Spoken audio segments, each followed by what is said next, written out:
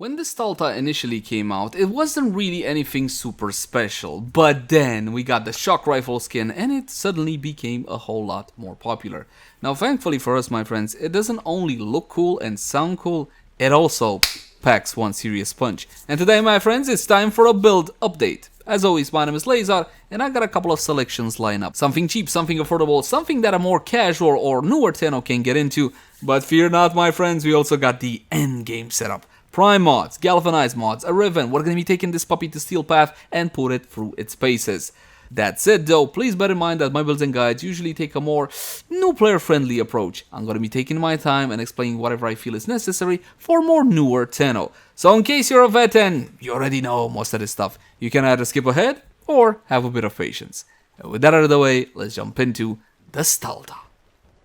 Let's begin by checking out how the weapon handles without any mods equipped, and for that, just a couple of our regular free shots. Now the Stahlta, my friends, is a very special rifle. This one has two fire modes. In primary fire mode, this one is a projectile based attack with a pretty good travel time, as you can see. Accuracy absolutely bloody fantastic.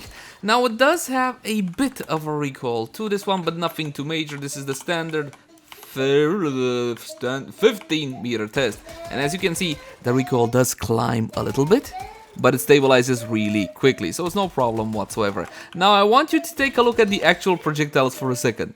That's kind of cool. You know, these are the kind of details that I enjoy seeing on weapons like this. And yes, what you hear in the background is my baby playing around me. I hope you don't mind. Now, this is a vertical projectile, which makes it a whole lot easier for me and you to achieve our headshots. Are headshots important? Of course they're important. You get a lot more damage when you do, especially out of critical weapons. And if you don't know what the hell I'm talking about, link in the cards right now for a full and detailed guide, so I don't need to spend the next 10 minutes talking about it. And that's pretty much it for the primary fire mode. In secondary fire mode, you touch your button and the weapon starts charging by itself, and it's gonna release automatically a big projectile with a big explosion. Now unfortunately, that big projectile cannot be held in. The weapon will discharge automatically when it reaches full charge, so it's not like a Lanka when you can keep the charge in. On the plus side, that's a pretty sizable explosion. Yes, 7.2 meters, my friends. Unfortunately, the drop-off is also sizable at 70%. So basically, when you see big explosions, say, yeah, that's amazing. Think about the drop-off. You're only getting 100% of the damage at the actual point of contact. Not only that, but it also has a few other disadvantages as well. 70% of the actual damage goes to the explosion, 30% goes to the projectile physically making contact with a target. So this doesn't necessarily mean you're gonna aim for the feet, try to hit somebody to get that extra. Really? Honey, what's wrong? Something wrong? Yeah! I'm gonna bite your little tushy! Now, where was I? Yes, and the second not so great part about it, outside of the 2-second charge time, which you can improve with some fire rate, there she goes. You can, it consumes 20 ammo out of your magazine. Alright, so normally your magazine for the Stahlta is 40, which is not bad, definitely. But when you charge a projectile, it consumes 20 of your ammo. So do bear that one in mind. Now that's pretty much it, my friends, when it comes to functionality and usability. There's one more thing which I do want you guys to pay attention to. This one has there are only 3 premium weapon skins in Warframe. Seriously, that's it. The Unreal Tournament ones.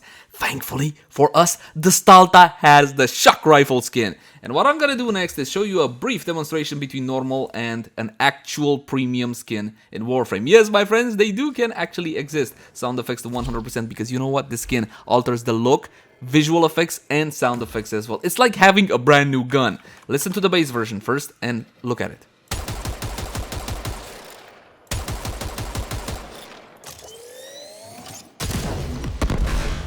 Yes. Now let's try the shock rifles. The beauty about this one, we could actually get it for free when it first came out, but I think nowadays you gotta pay for it or something of the sort. Look at this.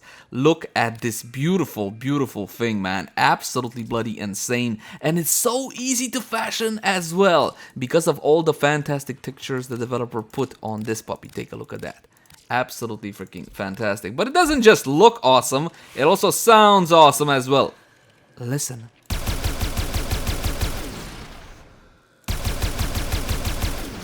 Big boom. Now the visual effect on the skin is actually a bit more accurate when it comes to the actual range of the explosion per se. You see, it seems like it's bigger, The actual fact is that the normal effect of the explosion without the skin doesn't look as big as it should be. That's not important. What is important? We're gonna keep this skin on for the remainder of the review. You okay, baby? You alright? Alright, sweetheart. Now, let's hop into stats to see exactly what we're dealing with. We're looking at mod capacity 60 out of 60 and 8 forma. Now, the forma is because I'm a nut job. Okay, you don't need to forma 8 times. 4 forma will be fine. It'll be fine. Wait, you got a Riven? Go to 5. You got galvanized mods? You might have to go to 6. Got prime mods too? Well, you know the drill. Now, if I remember correctly, I think this one doesn't come with any forma, but I might be wrong.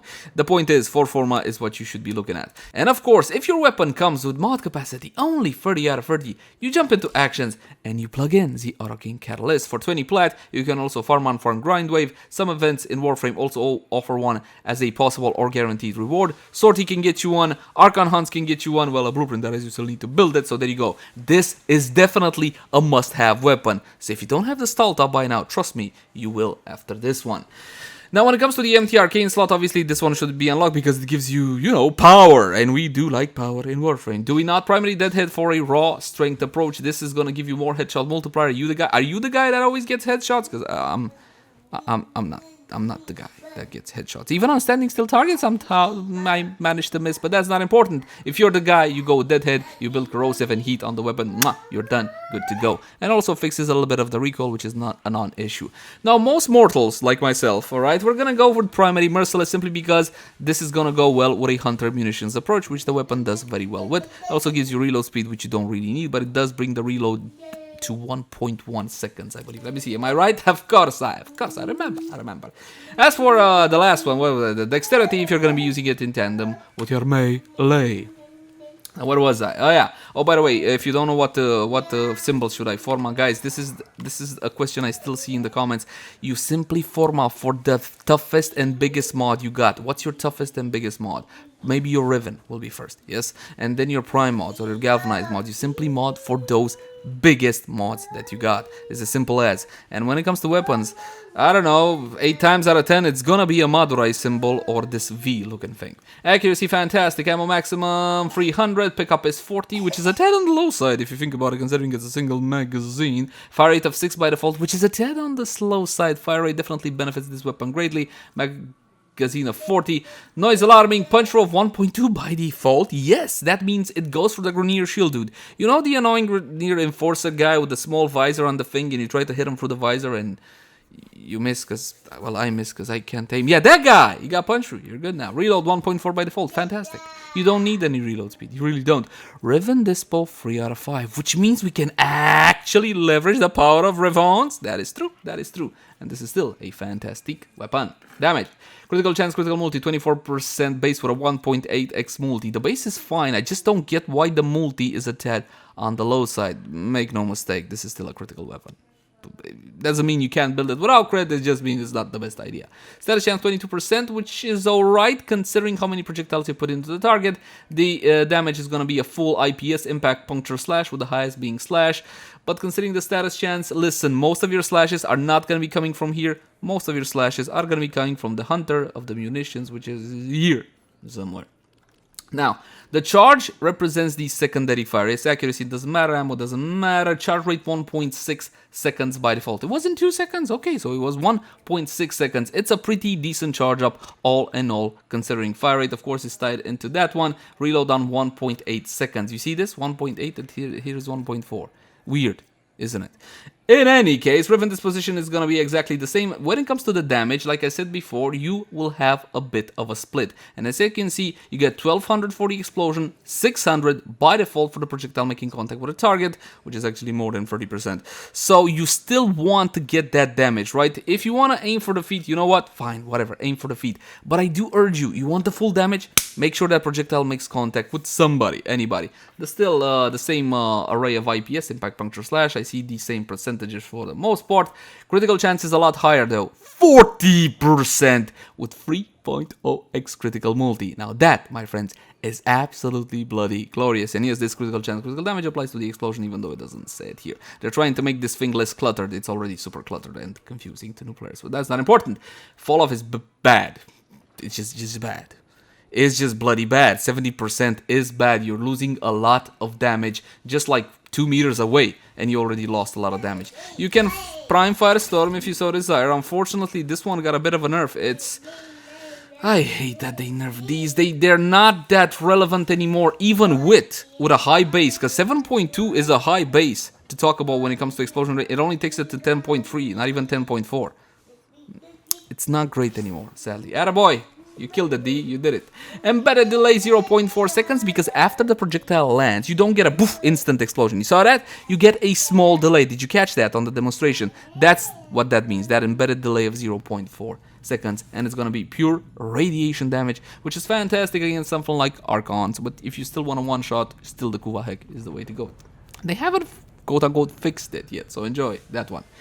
And I do believe, my friends, that's pretty much it for stats. Let's have a look at a standard introductory level setup. And by setup, I mean build. Serration for damage, multi-shot with split chamber, critical chance and critical damage through the use of critical delay, vital sense. We also got, of course, the 260-60 vital mods, rhyme rounds from spy missions, and malignant forms from corrupted Vor in the void. Hunter munitions, I forgot what it drops. I have a million of them. 100 munitions, I think, drops down from the first open world we ever got. So head on over to the plains of Bubalan and ask a player for it, because you can't be arsed to farm now, can you? Sorry about that. For your option slot, you got a myriad of possibilities, my friends. So let me make one. Honey, can I finish this sentence? Honey, please let daddy finish this sentence. Or I love you. Mwah. Now, multi-shot, my friends, as you should know by this point, is the best thing on everything, and it's gonna be the best thing on like 98% of cases. So definitely go with something like Vigilante Armaments. My recommendation to you, fantastic people, is to play around with a bit of fire rate. Why? Is it a smart idea? Well, it is and it isn't at the same time. You're gonna be burning through ammo a whole lot more, but this does something that also terminal velocity does, which I believe is more important than overall efficiency. It feels better. It's gameplay. It just is fun-er to use the weapon. Try Val Acceleration with 90% fire rate and minus 15% of damage. Don't be squeamish about the minus damage. It only takes 15% away from your Serration. Not exactly in that order, but just think of it like that. Cool? Cool. Fantastic. Now you will see that Val Acceleration and Critical Delay are corrupted mods. They give you a big something, but also take away a little bit of a something. And throughout Warframe, you need these damn corrupted mods for your weapon builds, for your Warframe builds. You need to get yourself a full collection. And if you don't know how to farm corrupted mods, I got your back. Link the cards right now for a full and detailed guide on it. Now in the Excellent slot, I forgot to talk about this one. You do have a couple of options. Got ammo trouble? Vigilante Supplies. Or an ammo mutation, that's also fine, but normally I go with Vigilante Supplies. You don't like the minor recoil this weapon has and you don't want to use Deadhead, you go with Stabilizer. But my recommendation would be to go for Terminal Velocity. Most of the time you're going to be using your Primary Fire mode, and in Primary Fire mode getting that 60% projectile extra speed will be big when it comes to the actual feel of the weapon. Easier headshots. You see, here's the thing, mods such as Terminal Velocity or Stabilizer, even though they add to your DPS because you can aim easier, you get more headshots. Yes, I can't quantify them in actual DPS. You gotta go by feeling, which is why I recommend these puppies. Now, where was we? Oh yeah, we're gonna make sure that we're not skewing the test results with anything like corrosive projecting or anything of the sort. It's important for you guys to understand how the weapon performs, how it stands on its own 2 feet before we go full ham with everything. So we're gonna back down the sound effects so it doesn't blow your eardrums out. Level 120, Corrupted Heavy Goons, which are the ever so lovely benchmark. We're gonna go for straight up headshots as per usual. Beautifully. What can you ask for more than that? Oh, AoE! That's what we can ask for more than that. Take a look at that. You got yourself the procs on targets. They're gonna be dying to these slash procs. Absolutely bloody fantastic. I mean, what more do you want? Considering this is an introductory level setup. Now, my friends, I'm gonna change one mod on this build. Now I'm gonna try it again. I want to go for more multi-shot. That multi-shot is gonna be a whole lot more impactful on the secondary fire mode. You know, the one that consumes that big chunk of ammo, that 20 ammo. In that case, if you prefer that one, if you enjoy that one a bit more than the rudimentary rifle action, you go with Vigilante Armaments, because your multi-shot, take a look here. Let me explain this to you. From 1.9 to 2.5. And you might say, that's not important. What is important, that with 1.9 multi-shot, you got a 10% chance per shot to not get the benefit of any multi-shot on your weapon. You're not getting it, okay? But with Vigilante armaments, not only do you always have guaranteed 2 big explosions out of the weapon per shot, okay, per discharge, you got a 50% chance at a 3rd one. Yes, Vigilante armaments multi-shot, my friends, is absolutely freaking insane. Now one more time for the level 120 corrupted heavy goons. Now you will see a slight difference when it comes to the actual usability of the weapon. It feels a bit more squeamish, it feels a bit more sluggish, but look on the bright side, you're making an effort to conserve ammo and all whatnot, because sadly nowadays that's a thing in Warframe. Yay, gameplay. Now for the big bada boom explosion, baby. Oh, the visual effects, beautiful. And by the way, all the orange that you saw in that image are because of Vigilante armaments. Remember the passive it has? That chance to enhance critical hits for primary weapons, which is absolutely bloody insane. So there you go. These are your options, my dear friends.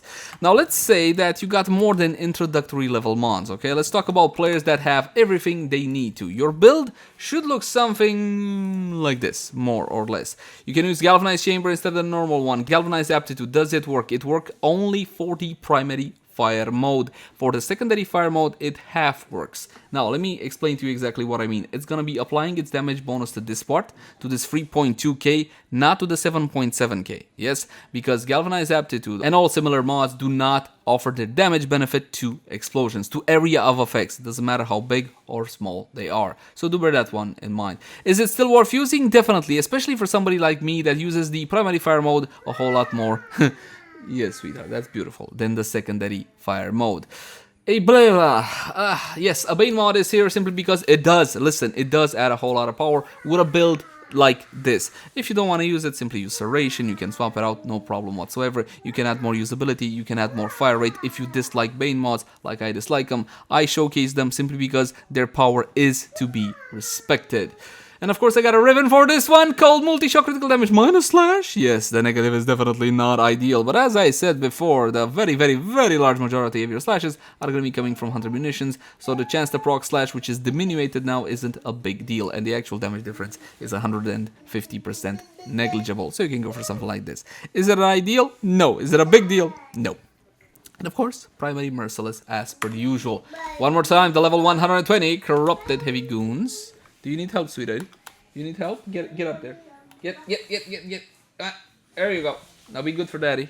Now, about those corrupted heavy goons level 120, we're gonna kill a couple and then we're gonna head on over to the Path of Steel. This being a galvanized setup, you're gonna need a couple of kills until the weapon is in full swing. But the more you kill, the more you stack, and the more the weapon goes absolutely freaking nuclear. I mean, take a look. You just need a couple of bullets, a couple of projectiles in a target to absolutely annihilate. That was a single shot. 14,000 bleeds, 2 vital procs will take out the target in a single shot. No problem whatsoever. This is what I'm talking about. This weapon, when built right, it absolutely mows down whatever stands before you. Did you notice that sometimes targets explode for no reason, even though you didn't fire an explosive projectile? That's the result of a massive slash proc overkill. It's absolutely freaking insane. Let me see if I can get that for you fantastic people. Nope, that's not it. Boom, it explodes into a million pieces like that. As for the secondary fire mode, kaboom. Take a look at that. What more do you want than that? But hey, yeah, you want Steel Path, baby? No, she doesn't. But let's head on over to the Path of Steel.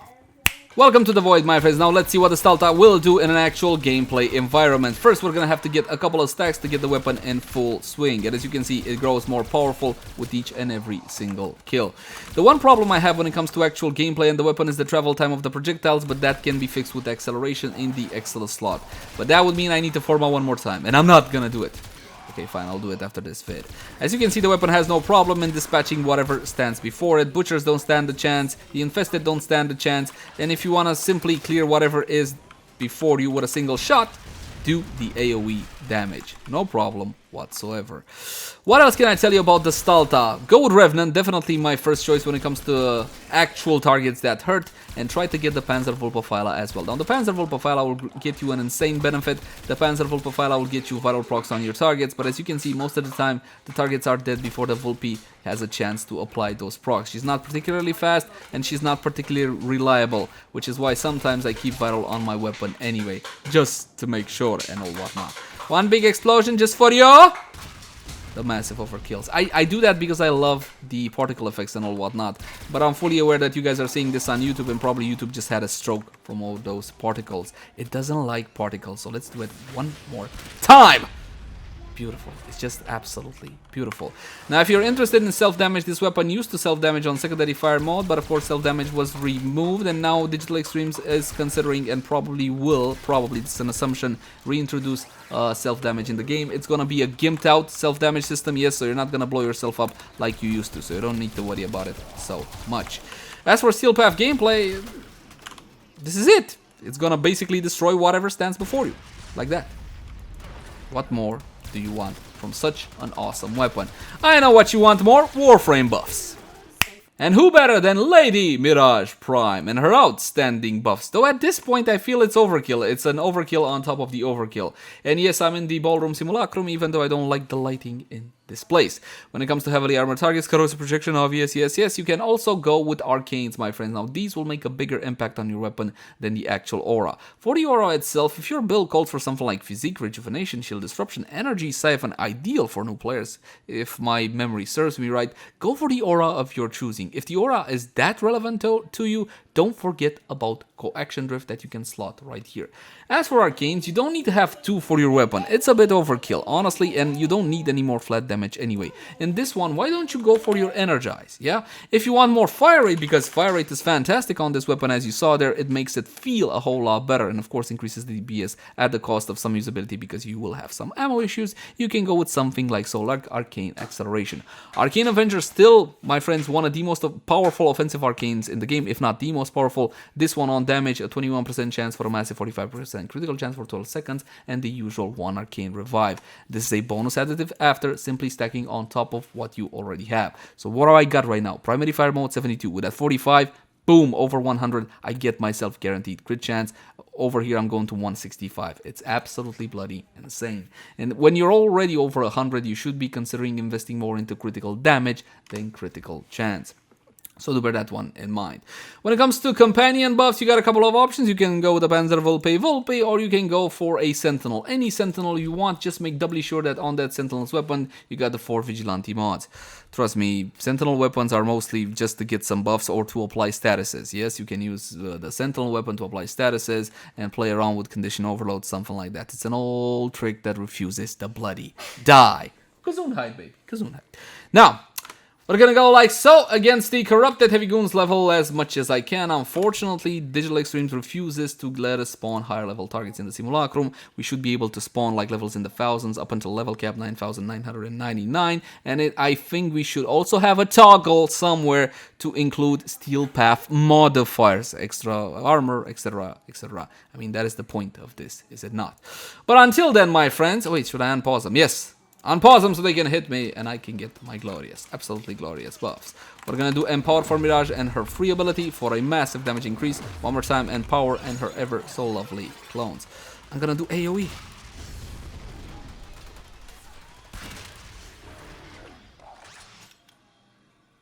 Yeah. You see why you don't take Mirage? Because it makes it too easy, my friends. As simple as that. Just makes it too bloody easy. Big explosion. Bada boom. And the particle effects would just cause YouTube to have a heart attack. What else can I show you, my friends? Obviously, you can easily one-shot with the clones and everything with a big bada boom explosion. Whatever targets stand before you. It's not a big deal for this weapon. Primary fire mode is equally gonna absolutely destroy. And there's nothing left for me to say except give this weapon a glowing recommendation. Here's the thing. How things look in Warframe, how things look in general, as objective as you might try to be, does matter. Especially when a skin like this one essentially creates almost like a new weapon. Try to get the shock rifle skin. I'm sorry it's not free anymore, but it just is so goddamn sick. If not, fear not, you will get the same performance with the normal look as well. And I do believe, my friends, that's pretty much it. As always, my name is Lazer. Thank you guys so much for watching. Like, favorite, share, and subscribe only if you enjoy the content.